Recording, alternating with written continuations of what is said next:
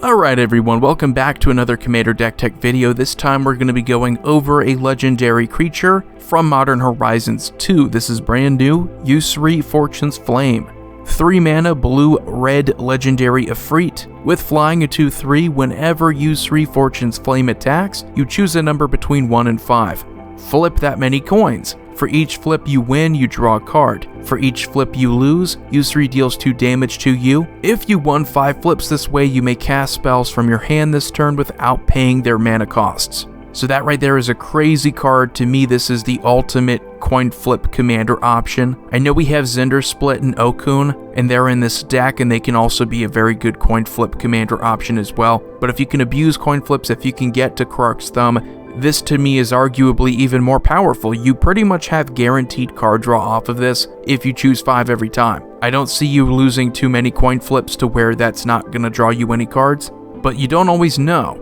Coin flipping is quite random. In fact, it actually is pretty chaotic. So you'll see a lot of chaos decks that engage in coin flipping. But before I get into the deck, I would like to remind you, as I do in most of my videos now, if you have not already, please subscribe to the channel. Most of you watching right now are not actually subscribed. It does help the channel out, so I would really appreciate it if you took the time to do so. We are moving close to 21,000 subs. Thank you all so much. Now let's get into it. The first section here, as I like to break up my decks into different sections, is counter spells. We have Swan Song, Arcane Denial for a little bit of card draw, counter spell, Narset's Reversal, not technically a counter spell, but in some situations it can work like that. We can also use it to our own benefit, copy our instants and sorceries and get a second use out of them. We get Negate, Tybalt's Trickery, so we can counter a spell. It's a little bit more chaotic. They mill some cards, and then they exile cards from the top of their library until they exile a non-land card with a different name than that spell. So it's more like a Chaos Warp combined with a counterspell. Really cool, and I just wanted to fit it into a deck. We have Counterflux as well, so counterspell that can't be countered. And then we have Rhystic Study for card draw in this next section. Straight up card draw, nothing really chaotic about it. Not really coin flippy, but we do get Squeeze Revenge, which is coin flippy. Choose a number, flip a coin that many times or until you lose a flip, whichever comes first. If you win all the flips, draw 2 cards for each flip. So it's very much like our commander. It's very risky. The higher the number that we choose, the less likely we are to win all of those flips, even if we do have a Krark's Thumb. And then we have Windfall just to get even more card draw. And here's the largest section of the deck. Surprise, surprise, it's all about flipping coins. For what purpose, it might vary, but all these cards will help us flip coins, and there are some things in this deck that we really do benefit from flipping more coins more often. So if we have a card in here that can help us flip a coin, help us win a coin flip, we can actually use that to our benefit with our win con. We have Fighting Chance for 1 red mana. For each blocking creature, flip a coin. If you win the flip, that creature deals no combat damage this turn. We have Mana Clash. You and target opponent each flip a coin. Mana Clash deals 1 damage to each player whose coin comes up tails. Repeat this process until both players' coins come up heads at the same time. So with Krark's Thumb, we could easily keep this going. We have Goblin Archaeologist. Pay a red and tap it to flip a coin. If we win the flip, destroy target artifact and untap Goblin Archaeologist. If we lose the flip, we have to sacrifice them. And then we have Goblin Bomb. During your upkeep, you may choose to flip a coin. Target opponent calls heads or tails while the coin is in the air. If the flip ends up in your favor, put a fuse counter on Goblin Bomb. Otherwise, remove a fuse counter from Goblin Bomb. You can remove 5 fuse counters from Goblin Bomb, sacrifice it, it deals 20 damage to target player. And then we have Goblin Festival. You can pay 2 mana. Goblin Festival deals 1 damage to target creature or player. Flip a coin. If you lose the flip, choose one of your opponents, and then that player gains control of it. And then we have Goblin Kaboomist. At the beginning of your upkeep, put a colorless artifact token named Landmine onto the battlefield. With pay a red, sacrifice this artifact. This artifact deals 2 damage to target attacking creature without flying. Then flip a coin. If you lose the flip, it deals 2 damage to Goblin Kaboomist.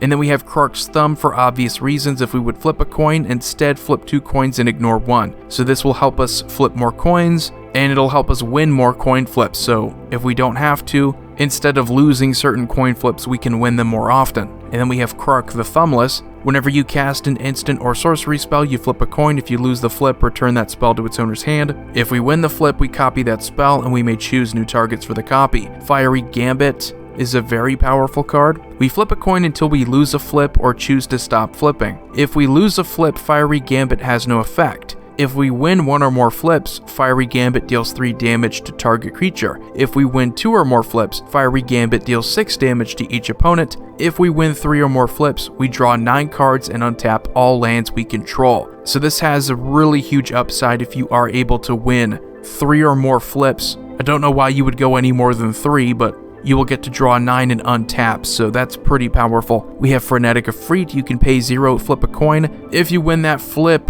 Frenetic Efreet phases out, otherwise you bury it. We have Game of Chaos, flip a coin, target opponent calls heads or tails. While the coin is in the air, the loser of the flip loses 1 life. The winner of the flip gains 1 life and may choose to repeat the process, double the stakes each time. So kind of like Mana Clash, you can easily kill off a player this way if you have Krark's Thumb. We have Molten Birth. Create 2 1/1 red elemental creature tokens and flip a coin. If you win the flip, return it back to your hand. We have Planar Chaos. At the beginning of your upkeep, you flip a coin. If you lose the flip, you have to sacrifice it. Whenever a player plays a spell, that player flips a coin. If he or she loses the flip, you counter that spell. Then we have Puppet's Verdict. Flip a coin. If you win the flip, destroy all creatures with power 2 or less. If you lose the flip, destroy all creatures with power 3 or greater. And then we have Stitch in Time. You flip a coin. If you win the flip, take an extra turn after this one. So that's pretty decent. And then we have Chaotic Goo. Comes into play with 3 +1/+1 counters on it. During your upkeep, you may flip a coin. If you win the flip, add another counter. Otherwise, remove a counter. And then we have Impulsive Maneuvers. Whenever a creature attacks, you flip a coin. If you win the flip, the next time that creature would deal combat damage this turn, it deals double that damage instead. If you lose the flip, the next time that creature would deal combat damage, it's prevented. And we have Karplison Minotaur. Cumulative upkeep, you flip a coin, so each upkeep you're just going to flip another one. Whenever you win a coin flip, it deals 1 damage to target creature or player. Whenever you lose a coin flip, it deals 1 damage to target or player of an opponent's choice. And then we have Rouse Zarek. +1, tap target permanent, then untap another target permanent. His -2 is deal 3 damage to any target. And his alt is flip 5 coins, take an extra turn after this one for each coin that comes up heads. So that alt obviously is a big reason why Rouse Zarek's in the deck,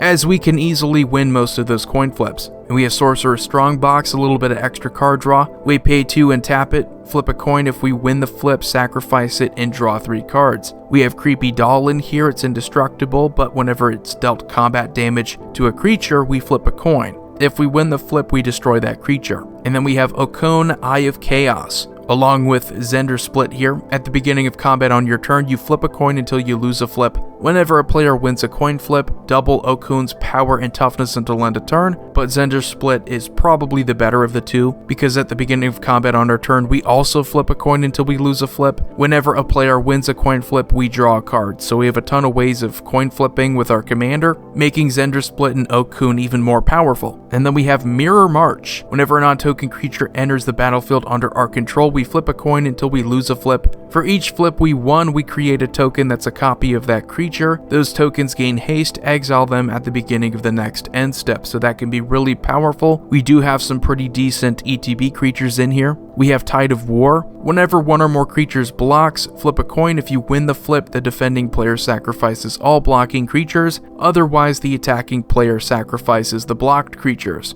And we have some graveyard cards in here just to get back our Krark's Thumb if it's in the graveyard. We have Goblin Welder to do that. Tap it to choose target artifact a player controls and one in their graveyard, and you pretty much just swap them. We have Goblin Engineer. Really easy way that we can get our Krark's Thumb into our graveyard and then we can bring it back using its second ability. We pay a red and tap it to sacrifice an artifact, and then return target artifact card with mana cost 3 or less from our graveyard to the battlefield. And we of course have Underworld Breach to pretty much be an easy way of getting it back.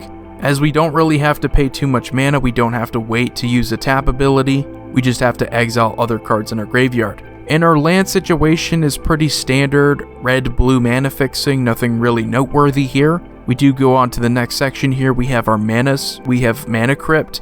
Pretty expensive, but it's really in here because it allows us to flip a coin and it can really contribute to our strategy. We have Soul Ring, Wayfarer's Bauble, Arcane Signet, Izzet Signet, Talisman of Creativity, Thought Vessel, Jessica's Will just to get some more mana, and it could help us speed up our deck. And we of course have Solemn Simulacrum just to kind of get more lands and Draw more cards. We have one protection card in here, just Lightning Greaves to protect our commander, or give Okun haste if we want to. We have removal, we have Vandal Blast, Chaos Warp, we have Mog Assassin, we can tap it and flip a coin.